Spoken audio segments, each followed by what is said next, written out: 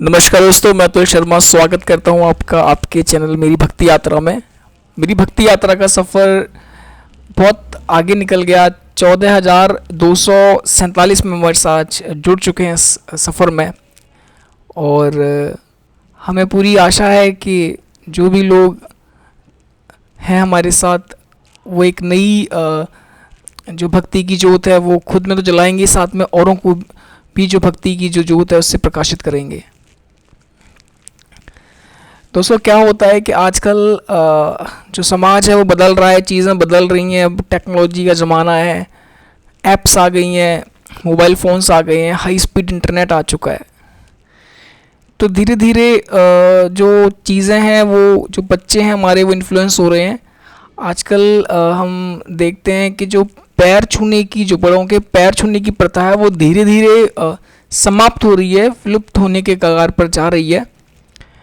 क्या हो रहा है कि जो पेरेंट्स कुछ पढ़ जाते हैं, जैसे कुछ जिनके माँ बाप ने उन्हें पढ़ा दिया, तो वो पैर अपने बच्चों से दूसरों के जो पैर हैं वो नहीं छू पाते हैं, वो हैंडशेक करवाते हैं।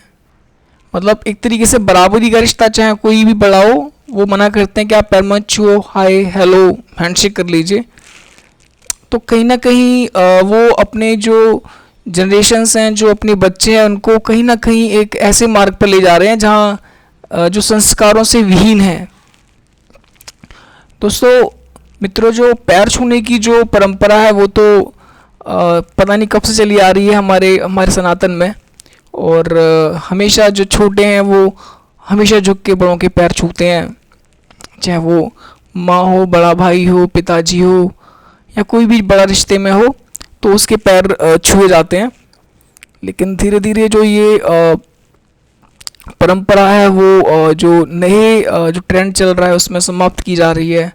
पर इसके जो परिणाम है वो आप ही भुगतेंगे, क्योंकि पैर छूना कोई छोटा होना नहीं है। पैर छूने का मतलब है कि आप पैर छू के सामने वाले को एक सम्मान देते हैं, एक रिस्पेक्ट देते हैं, और वो बदले में आपको अपना आशीर्वाद देता है।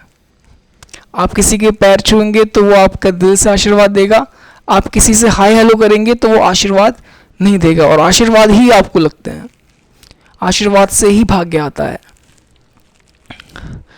अब कहते हैं कि पैर छूने से छोटे हो जाते हैं, तो ऐसा बिल्कुल भी नहीं है।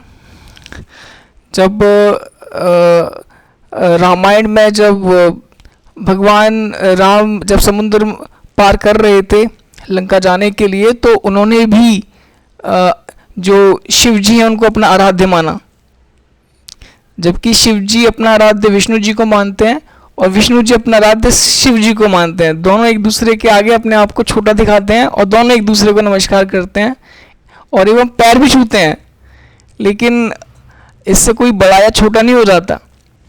तो ये तो एक सम्मान है। और आप देखेंगे पुरानी परंपरा में जब दो ऋषि आपस में मिलते थे, तो एक ऋषि दूसरे ऋषि को छूता था, वो उसको रोकता था कि नहीं नहीं मैं आपके छूँगा। तो पैर छूने की होड़ लगी रहती थी कि कौन किसके पैर छू ले। तो ये कोई इससे कोई सम्मान, पैर छूने सम्मान आपका कम नहीं हो जाएगा, जब बल्कि आपका सम्मान बढ़ेगा, आपका सम्मान ऊंचा जाएगा, दूसरों के मन में आपके प्रति और भी प्रेम आएगा और आशीर्वाद आएंगे। तो जो नए पेरेंट्स हैं, मैं रिक्वेस्ट करता हूं कि इन परंपराओं को चलने दीजिए। और एक जो टेक्निकल रीज़न है पैर छूने का, कि कहीं ना कहीं आपके बीच जो बच्चा है उसमें कभी एटीट्यूड और ईगो जैसी भावना नहीं आएगी, क्योंकि ये जो दो भावना है वो अंदर से जो मन को है वो ख़त्म करना शुरू कर देती हैं, विचलित करना शुरू कर देती हैं। तो जब बच्चा समझेगा कि मैं रिस्पेक्ट देना बहुत अच्छी चीज़ है, मुझे आशीर्वाद मिल रहा है, प्रेम मिल रहा है, वो सबको रिस्पेक्ट देगा, आपको रिस्पेक्ट देगा, और आगे वाली जनरेशन में भी यही चीज़ देकर जाएगा। पर अगर आप ख़त्म कर देंगे तो कहीं ना कहीं उसमें छोटे या बड़े की जो भावना है, ईगो है, एटीट्यूड है, वो डेवलप हो जाएगा, और ये आप ही इसको पहले भुगतेंगे। तो आप सिखाइए। ये परंपराएं किसी ने बहुत सोच समझ कर बनाई हैं।